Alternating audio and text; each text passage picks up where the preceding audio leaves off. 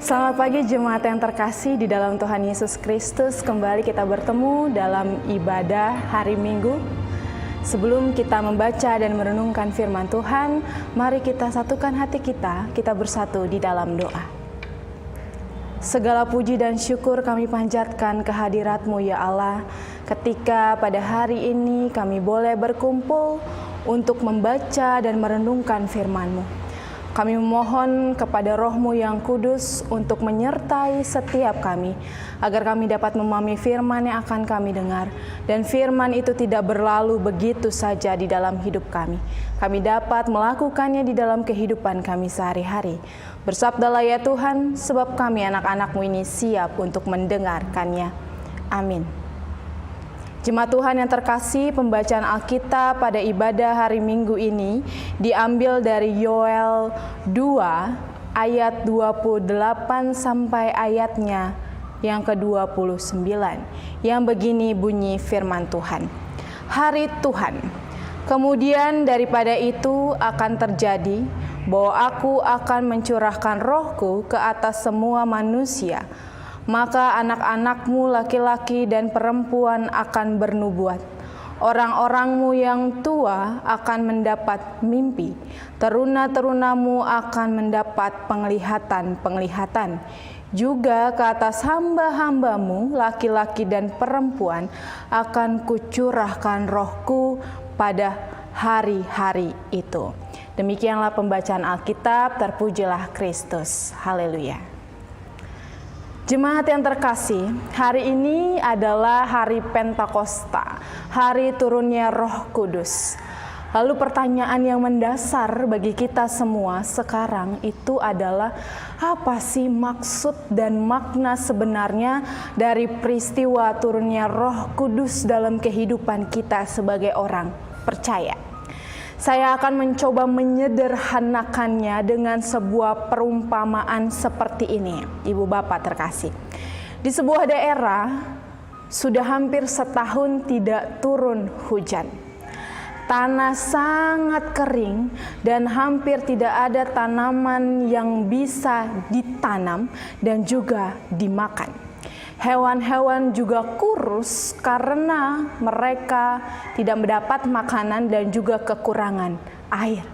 Manusia juga kurus, dehidrasi akibat kekeringan tersebut. Keadaan pada saat itu sungguh-sungguh sangat memprihatinkan. Segala makhluk tidak bisa berbuat apa-apa. Mereka hanya bisa terus berharap supaya hujan segera turun, cepat turun membasahi tanah mereka, daerah tempat mereka tinggal. Hingga pada akhirnya usaha mereka sudah lakukan, mereka berdoa, apapun mereka lakukan supaya hujan turun di daerah tersebut. Akhirnya setelah beberapa minggu berganti, hujan akhirnya turun.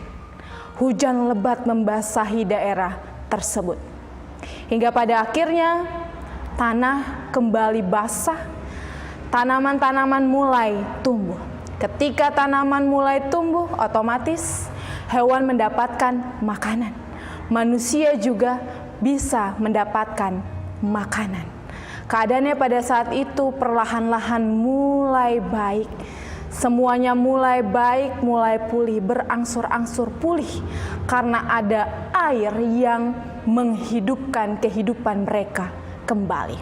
Nah, hari Pentakosta atau hari turunnya Roh Kudus, Ibu Bapak, Saudara yang terkasih, diibaratkan seperti air yang turun ke dalam kegersangan hidup manusia setelah Tuhan Yesus Kristus naik ke surga pada saat itu. Dalam tradisi Yahudi sendiri, hari Pentakosta bertepatan waktunya dengan hari raya Tuayan. Pada hari itu dipersembahkan hasil pertama bumi.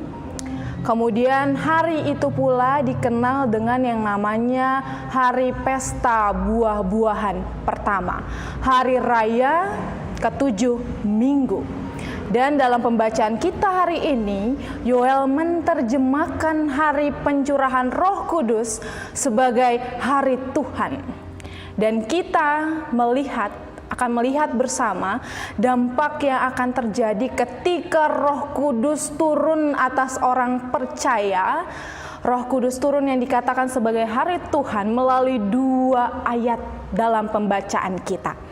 Mari kita lihat di ayatnya yang ke-28. Di sana ada sebuah frasa, yaitu aku akan. Aku dalam hal ini berarti Dia adalah Allah. Yang berarti Allah ini adalah sumber inisiatif dan prakasa dari pencurahan Roh Allah yang adalah datang dari Tuhan itu sendiri, Allah Israel.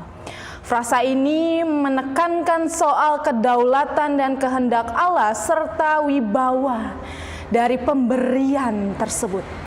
Yoel menyebutkan di sana, aku akan memberikan rohku.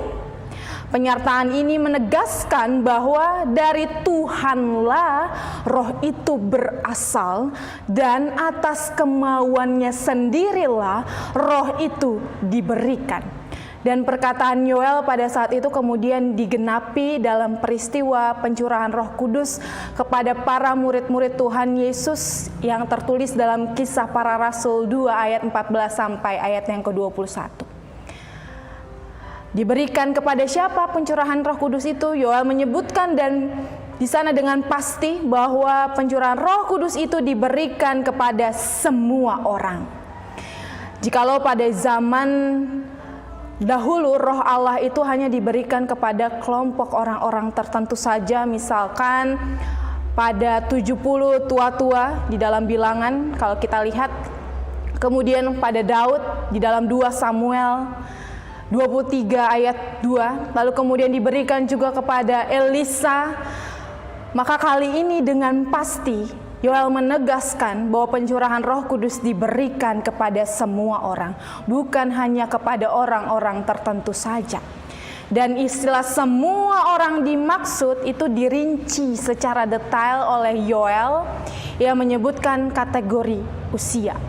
Yakni di sana dikatakan ada anak-anak, orang tua, para teruna.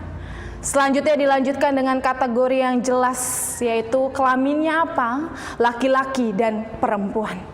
Lalu kemudian kategori status sosial, yakni para hamba-hamba, bukan cuma para tuan-tuan tetapi hamba-hamba juga dapat menerima Roh Kudus. Demikianlah pencurahan Roh Kudus itu diberikan kepada orang-orang percaya dengan berbagai kategori usia tanpa memandang perbedaan jenis kelamin ataupun status sosial mereka. Itulah yang dimaksud dengan universalitas karya Roh Kudus kepada orang percaya. Dan Roh Kudus adalah Roh Allah itu sendiri yang diberikan kepada setiap orang percaya tanpa memandang perbedaan umur, jenis kelamin, status sosial di tengah masyarakat. Itu berarti kepada siapapun yang percaya kepadanya, Roh Allah akan bekerja dengan caranya sendiri. Tiap orang yang menerima Roh Kudus diberikan berbagai karunia dan kemampuan untuk menjadi alat Tuhan memberikan dan menyaksikan nama Tuhan Yesus sebagai pribadi yang menyelamatkan. Nah, sebagaimana kita ketahui, Petrus dan Rasul Paulus setelah menerima Roh Kudus, mereka keluar dari yang namanya rasa takut dan juga khawatir. Mereka tidak lagi bersembunyi dengan ketakutan ketika Tuhan Yesus pergi meninggalkan mereka ke surga. Maka demikian jugalah fungsi Roh Kudus menggerakkan dan juga memberi daya dorong bagi kita orang-orang percaya. Daya dorong dari Roh Kudus ini yang dimaksudkan adalah untuk bisa memampukan setiap pribadi agar bersedia bergerak untuk Tuhan dan melakukan berbagai rencana dan kehendak Tuhan yang mulia bagi dunia ini. Tentu saja tanpa ada rasa takut dan juga tanpa ada rasa khawatir. Meskipun tidak bisa dipungkiri ketika orang percaya ada di dunia ini, pencobaan pasti akan datang, kesusahan pasti akan datang bagaimanapun bentuknya. seperti yang sekarang kita rasakan pergumulan kita pribadi lepas pribadi.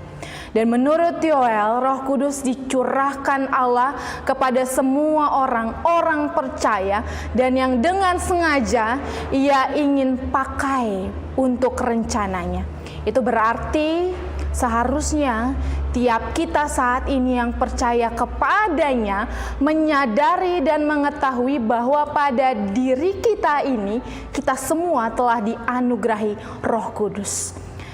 Dengan kata lain, setiap warga gereja, warga GPIB yang mengaku Tuhan Yesus Kristus sebagai Tuhan dan Juru Selamat, yang telah memperoleh Roh Kudus, mulai dari kategori PA, PT, GP, PKP, PKB, bahkan PKLU sekalipun telah memperoleh Roh Kudus dari Allah. Oleh karena itu, tiap pribadi lepas pribadi yang telah dicurahkan Roh Kudus, yang telah dianugerahkan karunia-karunia dan kemampuan-kemampuan yang berbeda, kita diminta untuk bisa memakai itu untuk memuliakan nama Tuhan. Kita diberikan kekuatan untuk menjadi orang-orang yang tangguh ketika menghadapi berbagai persoalan hidup. Itu adalah aset dan modal penting yang Allah berikan kepada kita untuk membangun gereja, untuk membangun persekutuan yang baik, yang setia melayani Tuhan apapun keadaan kita saat ini. Jadi jemaat Tuhan yang terkasih, di hari Pentakosta ini, di hari pencurahan Roh Kudus, kita diingatkan kembali bahwa ada loh Roh Kudus yang turun atas kita sekarang, yang menuntun dan menguatkan kita di hari-hari hidup kita.